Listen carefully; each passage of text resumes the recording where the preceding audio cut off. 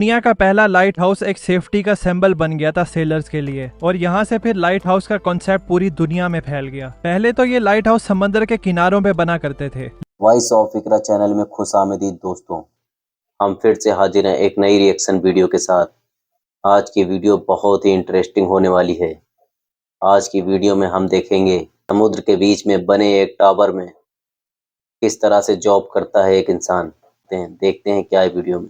1.2 million dollar की annual salary यानी 30 करोड़ रुपए मिल रहे हैं सिर्फ इस लाइट हाउस को गार्ड करने के। क्या आप में हिम्मत है ये जॉब करने की? आपका कोई बॉस नहीं होगा जो नजर रखेगा आप पे जब आप यहाँ काम कर रहे होगे। जब दिल करे आप आराम से सो सकते हो, आराम से उठो, व्यू एंजॉय करो, फिशिंग करो। आपका काम ये होगा सिर्फ ये मेक श्योर करना कि लाइट हाउस के ऊपर वाली लाइट सही से काम करती रहे। बस यही काम है। 30 करोड़ रुपए मिलेंगे सिर्फ एक लाइट को देखने के लिए कि वो सही से काम करती रहे। लेकिन अनफॉर्चुनेटली अच्छी खबर यहीं खत्म होती है, और बुरी खबर यह है कि ये दुनिया की सबसे खतरनाक जॉब है, ज़ुमान लाइट हाउस को गार्ड करना, क्योंकि ये समंदर के बीचों बीच है। इससे पहले आप लोग इस जॉब के लिए अपनी सीवियां भेजो। ये बात भी सुन लो कि आपसे इधर कोई बंदा भी बात नहीं करेगा, हर तरफ लोनलीनेस होगी। और सबसे खतरनाक बात तो ये है कि इस एरिया में बहुत ज्यादा गंदे तूफान आते हैं, और जो तूफानी लहरें होती हैं वो तो दसियों मीटर ऊपर तक टकराती हैं टावर से। इस जॉब में जान जाने का भी खतरा हो सकता है। ये पिक्चर ली गई थी रेस्क्यू ऑपरेशन करते हुए। यहाँ पर साफ देखा जा सकता है कि लाइट हाउस का कीपर किस तरह तूफान से घिरा हुआ है। अगर ये तूफानी लहरें पूरे तरीके से लाइट हाउस को कवर कर लेती तो उसकी जान को भी खतरा हो सकता था। ये सब जानने के बाद आप में फिर भी हिम्मत है इस जॉब को अप्लाई करने की। वैसे इस अजीबो गरीब जॉब को देखने के बाद आपके जहन में भी ये सवाल आ रहा होगा कि इस लाइट हाउस को बनाया ही क्यों गया है, और ये बात क्यों जरूरी है कि लाइट हाउस की लाइट हमेशा जलती रहनी चाहिए। इस चीज के लिए देखना पड़ेगा कि लाइट हाउस की शुरुआत कैसे हुई। तो ये बात है एंशिएंट जमाने की, जब सफर करने के लिए ना ही रोड्स हुआ करते थे और ना ही कोई गाड़ियां। तो लंबे सफर करने के लिए सबसे बेस्ट तरीका था पानी। एक बंदा था जिसका नाम था कैप्टन मार्सियस। ये बड़ा ही जबरदस्त सेलर था और अपने खतरनाक समुद्री सफर के बारे में जाना जाता था। इसके साथ एक इंसिडेंट होने वाला था। शिप्स तो पहले जमाने में लकड़ियों की होती थी, तो एक रात कैप्टन पानी में बहुत ही अंधेरे वाली जगह से गुजर रहे थे। पानी के नीचे बड़ी बड़ी रॉक्स थी जिससे इनकी शिप टकराती है। शिप में सुराख हो गया और वो उलट भी गई और इनको बहुत ज्यादा नुकसान हो जाता है। इस इंसिडेंट के बाद कैप्टन मार्सियस ने सोचा कि इस प्रॉब्लम का कोई ना कोई सोल्यूशन जरूर होगा जो इनको इस किस्म के खतरे से वार्न कर सके। अब ये तो हो गई एक प्रॉब्लम। दूसरी प्रॉब्लम ये है कि आपको पता है कि ओशियन बहुत ज्यादा बड़ा है, और पैसिफिक ओशियन तो बस छोड़ ही दो। अगर हम पूरी दुनिया का लैंड एक जगह इकट्ठा कर दें सातों कॉन्टिनेंट्स को मिला के, तो भी पैसिफिक ओशियन ज्यादा बड़ा होगा। इसको छोड़ो, अगर हम 5 मून्स भी इस एरिया में रख दें तो भी पैसिफिक ओशियन ज्यादा बड़ा होगा। अब आइडिया हो गया होगा आपको कि ये कितना बड़ा ओशियन है। जब पुराने जमाने में सेलर इस ओपन पानी में सफर करते थे तो उनको कुछ भी नहीं पता होता था कि अगली जमीन कितनी दूर है और इवन उसका रास्ता किधर से है। नेविगेशन उस दौर में दुनिया का सबसे बड़ा मसला था। जीपीएस या कोई एडवांस सिस्टम तो होता नहीं था जो सेलर्स को गाइड कर सके रास्ते के बारे में। जीपीएस इन्वेंट हुआ था 1973 में और पब्लिक के लिए अवेलेबल था 1978 में। कभी कभी गूगल मैप्स पे भी हम लोग टर्न को स्क्रीन पे देखने के बावजूद भी गलत मोड़ लेते हैं। फिर ये पुराने लोग तो क्या ही करते होंगे। तो इन सेलर्स को सूरज पे रिलाई करना पड़ता था, सितारों पे रिलाई करना पड़ता था, और शुरुआत के कुछ नेविगेशन टूल्स पे इस ना खत्म होने वाले समंदर को पार करने के लिए। सिर्फ इस नेविगेशन की वजह से 3-4 मुसीबतें और आ जाती थी, जैसे कि कैप्टन एलएस को आई थी। पुराने जमाने में कैप्टन अपने क्रू के साथ पैसिफिक ओशियन क्रॉस कर रहे थे, तो रात में एकदम से बादल आ जाते हैं जिसकी वजह से सितारे छुप जाते हैं, जिनको ये देखकर रास्ते का पता लगा रहे थे। और फिर समंदर के इस हिस्से में बहुत तेज तूफान आता है, तो ये लोग रास्ता भटक जाते हैं। जब सुबह होती है तो ये लोग ओपन ओशियन में लॉस्ट हो गए थे। क्रू के पास ना ही कुछ खाने के लिए बचा था और ना ही कुछ पीने के लिए।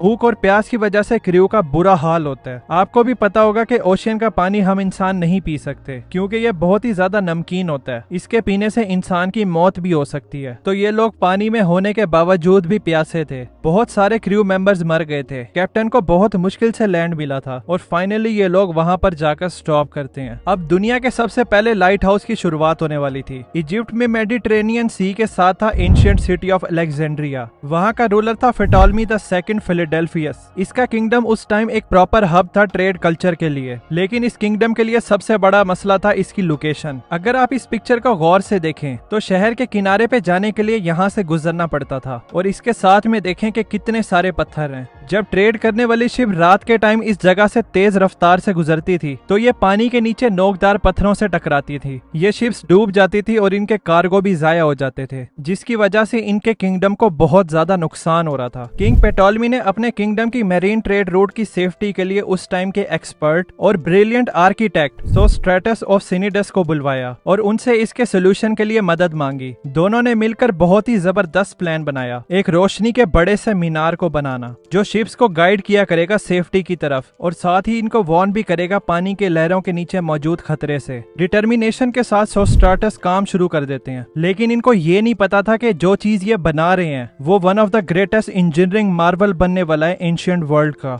The Feroz of Alexandria. Alexandria के साहिल पे आइलैंड ऑफ फेरोज के ऊपर ये लाइट हाउस चमकती हुई बुलंदियों पे पहुंच गया। इसकी हाइट थी 384 फीट और इसको व्हाइट मार्बल से बनाया गया था। तो दोस्तों, आपको वीडियो कैसी लगी? पसंद आई हो तो एक लाइक जरूर करें। समंदर के बीच में बने इस टावर में आखिर कौन जॉब करना चाहेगा?